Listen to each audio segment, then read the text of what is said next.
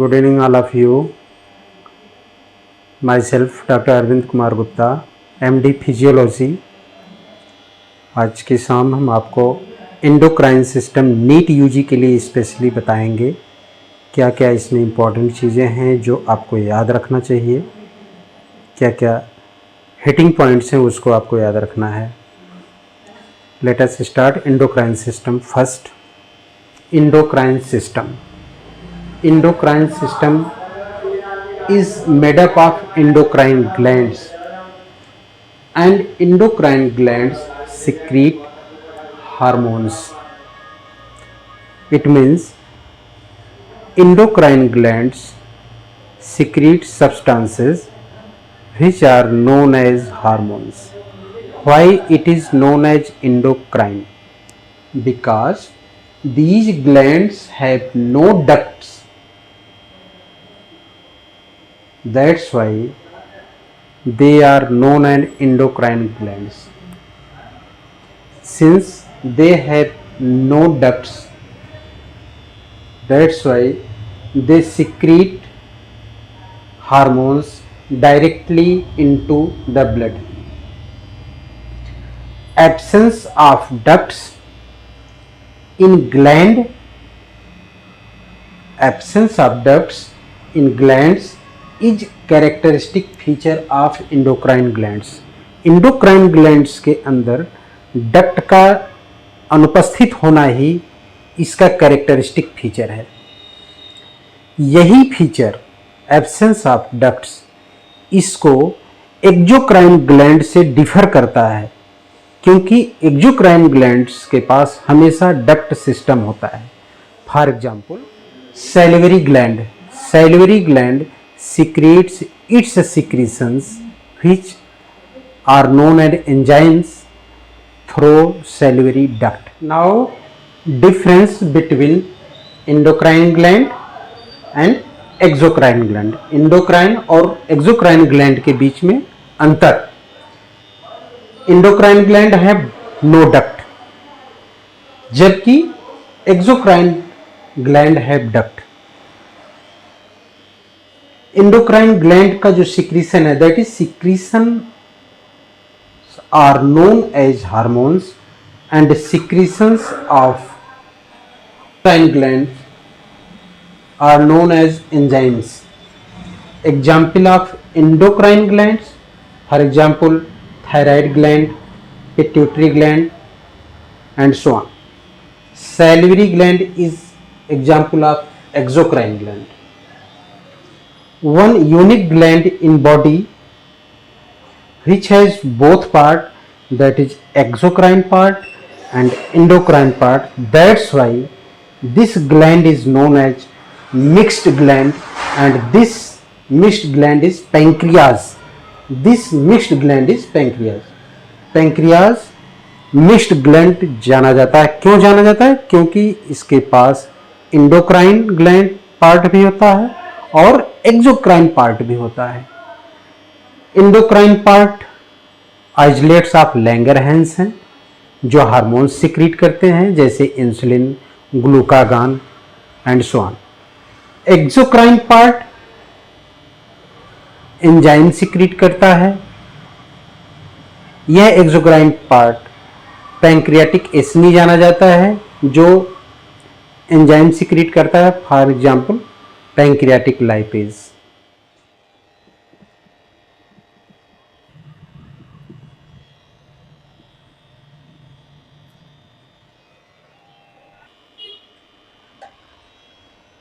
Nature of endocrine glands, care से देखिए। Gland nature of endocrine का नेचर क्या है? First point, have no duct, very important point, इनके पास कोई डक्ट सिस्टम नहीं होता। Second point, made up of secretory cells, hormone secrete करने वाले सेल्स से बनी होती हैं ये glands. Mostly they are located at a distance from target organ. जिस ऑर्गन पे हार्मोन्स का वर्क होना है उस हार्मोन को सिक्रीट करने वाली ग्लैंड अधिकतर मोस्ट ऑफ द टाइम दूर स्थित होती है, अर्थात ग्लैंड और टारगेट ऑर्गन के बीच में एक दूरी होती है। इस दूरी को हार्मोन्स को ब्लड के थ्रू जो है तय करना पड़ता है। ग्लैंड से निकलने के बाद उसको जो है टारगेट ऑर्गन तक पहुंचना होता है, जहां पे उसको वर्क करना है। अगला पॉइंट है hormones. What are the hormones? Hormones, first point about hormones is hormones are secretions of endocrine gland. Endocrine glands के जो सिक्रीशंस हैं उसको हम हार्मोन्स बोलते हैं। एंडोक्राइन ग्लैंड्स के जो सिक्रीशंस हैं उसको hormones. Second point, they are secreted directly into blood because glands have no duct. क्योंकि डक्ट्स के पास कोई ग्लैंड्स के पास कोई डक्ट नहीं है, इसलिए hormones ducts, because glands have no duct, that's why hormones are directly secreted into blood. Third point about hormones is exceptions. क्या एक्सेप्शंस है? Where hormones are stored into vesicles. एक कुछ ऐसे एक्सेप्शंस हैं जहां पर हार्मोन्स डायरेक्टली ब्लड में न सिक्रीट होके वो ब्लड में जाने के पहले ग्लैंड के सेल के अंदर स्टोर होते हैं। जिस सिस्टम में ये स्टोर होते हैं उसको वेसिकल्स कहते हैं। इसका उदाहरण क्या है? Thyroid gland. थायराइड ग्लैंड का जो हार्मोन है वो थायराइड वेसिकल्स या थायराइड फॉलिकल में स्टोर होता है। स्टोर होने के बाद वह ब्लड में रिलीज किया जाता है जब उसका जरूरत लगता है। यह एक्सेप्शंस है जहां डायरेक्टली ब्लड में हार्मोन्स को सीक्रेट नहीं। दूसरा एक्सेप्शन एडीएच हार्मोन। दूसरा एक्सेप्शन क्या है? ADH, anti diuretic hormone. Anti diuretic hormone posterior pituitary से सीक्रेट होता है या निकाला जाता है, लेकिन निकलने के पहले ये पोस्टीरियर पिट्यूटरी में ये भी वेसिकल्स में जो है स्टोर होता है। यह एडीएच हार्मोन हाइपोथैलेमस में बनता है, बनने के बाद पोस्टीरियर पिट्यूटरी में स्टोर होता है और जरूरत पड़ने पे जो है सीक्रेट किया जाता है। ये दो पॉइंट जहां पे उदाहरण के रूप में समझिए, जहां पे हार्मोन्स को डायरेक्टली ब्लड के अंदर सीक्रेट नहीं किया जाता है।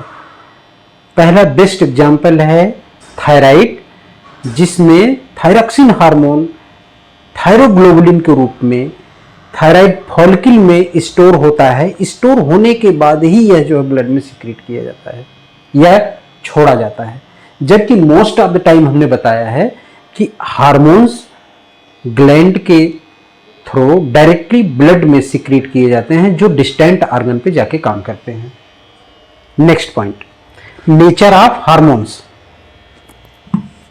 नाउ नेचर ऑफ हार्मोन्स मतलब हार्मोन्स की प्रकृति। हार्मोन्स क्या हैं? केमिकली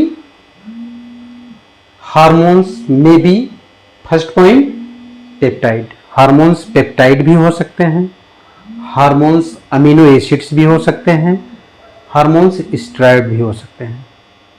लेकिन मोस्ट ऑफ द हार्मोन जो होते हैं वो पेप्टाइड नेचर के होते हैं। ये क्वेश्चन है, ये इंपॉर्टेंट है। ये क्वेश्चन पूछा जाता है कि ज्यादातर हार्मोन्स किस नेचर के होते हैं? ज्यादातर हार्मोन किस नेचर के होते हैं? पेप्टाइड या प्रोटीन। पेप्टाइड होते हैं या प्रोटीन है? मोस्ट ऑफ द टाइम, ये क्वेश्चन इंपॉर्टेंट है, most of the time hormones are peptide. Sometimes they may be amino acids and sometimes steroid.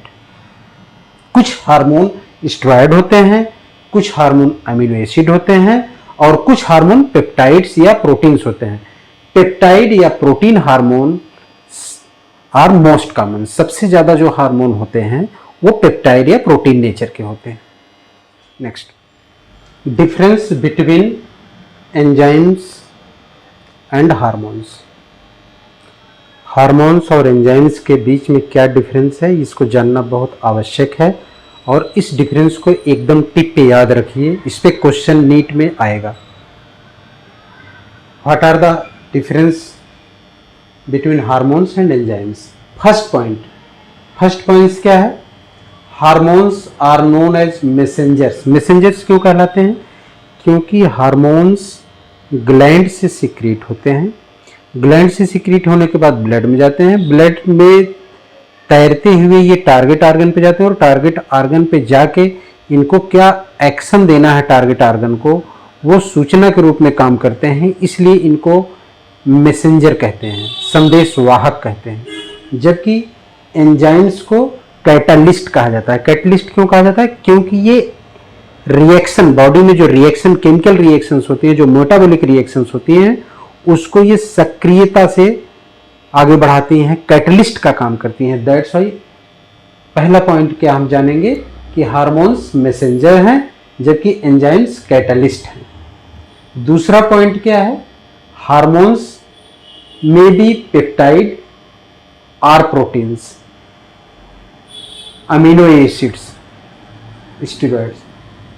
Hormones peptides भी हो सकते हैं, प्रोटीन्स भी हो सकते हैं, अमीनो एसिड्स भी हो सकते हैं, स्टेरॉइड्स हो सकते हैं। जबकि enzymes predominantly, most of the time predominantly proteins होते हैं। Enzymes are predominantly proteins. तीसरा पॉइंट क्या है? हार्मोन्स जब अपने काम को करते हैं तो काम के बाद ये चेंज हो जाते हैं, इनका नेचर खत्म हो जाता है, इसलिए इनको फिर यूज नहीं किया जा सकता। It means hormones loses chemical structure after it's action, hence can not be reused.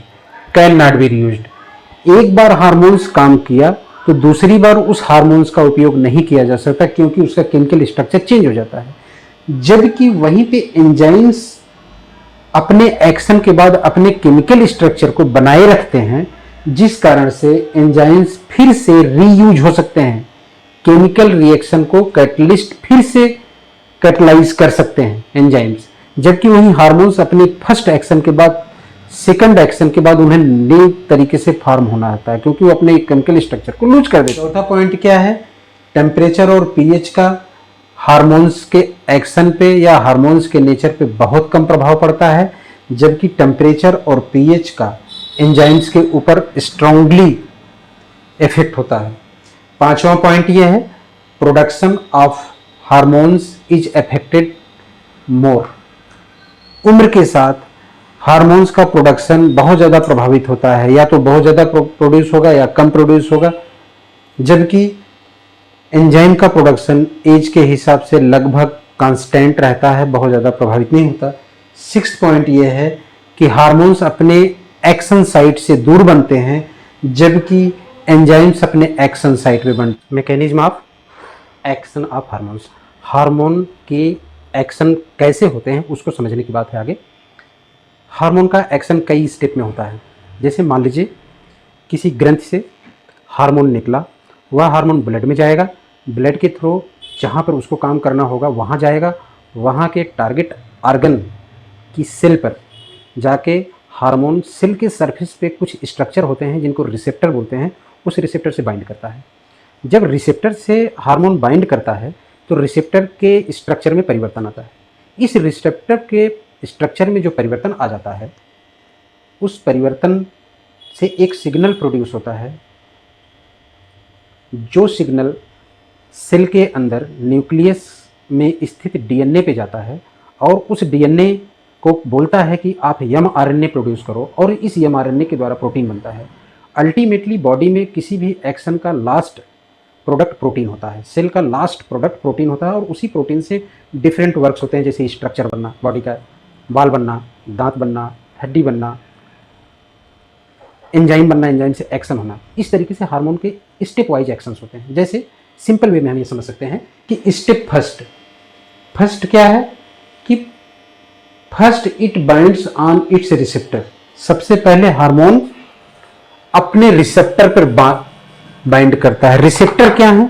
Receptor cell के ऊपर एक प्रकार का केमिकल स्ट्रक्चर है, चाहे वो प्रोटीन हो चाहे वो कुछ भी हो, उसका एक शेप होता है, उसका एक निश्चित स्ट्रक्चर होता है। उसी स्ट्रक्चर पर जाके हार्मोन अटैच होता है। जैसे सेल मेम्ब्रेन पे एक ये रिसेप्टर का ये स्ट्रक्चर है और इस पे हार्मोन,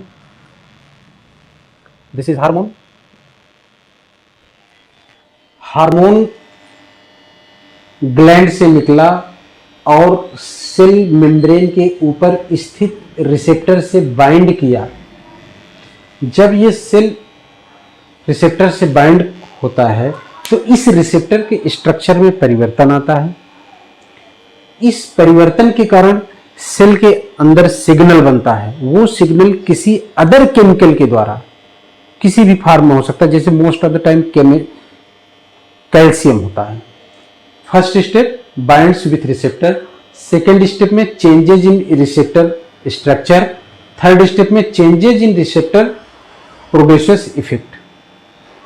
रिसेप्टर में चेंज हुआ, चेंज होने के बाद वह रिसेप्टर के कुछ परिवर्तन होने से सेल के अंदर कुछ केमिकल प्रोड्यूस होते हैं। वो केमिकल जाके डीएनए पे एक्शन देते हैं, इंटरेक्ट करते हैं डीएनए से, फिर डीएनए से एमआरएनए प्रोड्यूस होता है, एमआरएनए से प्रोटीन प्रोड्यूस होता है। जैसे hormone interaction with receptor. Receptor में एक चीज और ये है कि रिसेप्टर सेल के सरफेस पे भी हो सकते हैं, सेल के अंदर भी हो सकते हैं। तो ये हार्मोन अगर सेल के ऊपर उसका रिसेप्टर है तो सेल के ऊपर वाले रिसेप्टर पे काम करेगा। अगर यह हार्मोन सेल के अंदर इसको काम करना है तो वो सेल मेम्ब्रेन को पार करके सेल के अंदर जाएगा। अंदर जाने के बाद वहां पे इस रिसेप्टर के द्वारा सेकंड मैसेंजर पैदा होता है। वह सेकंड मैसेंजर डीएनए पे जाके वर्क करेगा, डीएनए से इंटरेक्ट करेगा, और यह डीएनए से जब इंटरेक्शन सेकंड मैसेंजर का होता है तो एमआरएनए प्रोड्यूस होता है। एमआरएनए प्रोड्यूस होगा तो प्रोटीन प्रोड्यूस होता है। यही अल्टीमेट इसका एक्शन, यही इफेक्ट है। This is the effect, this is the mechanism of action of second messenger. Second messenger का क्या कॉन्सेप्ट है एंडोक्राइन में, इसको जानना बहुत जरूरी है। यह आगे बहुत इंपॉर्टेंट होता है और इस पे बार बार क्वेश्चन फ्रेम किए जाते हैं कि सेकंड मैसेंजर किसे कहते हैं, और उसके एग्जाम्पल्स कई बार पूछे गए। जैसे मान लीजिए बॉडी में ये एंडोक्राइन ग्लैंड है, ग्लैंड से हार्मोन निकलता है। हार्मोन को आगे चल के आप लोग लिगेंड के भी नाम से जाने जाते हो, कभी कभी ये लिगेंड कहलाता है। और this is the target organ. Target organ में ये सेल है, सेल की मेम्ब्रेन है, ये सेल मेम्ब्रेन हो गई। सेल मेम्ब्रेन के ऊपर मान लो एक रिसेप्टर बना हुआ है।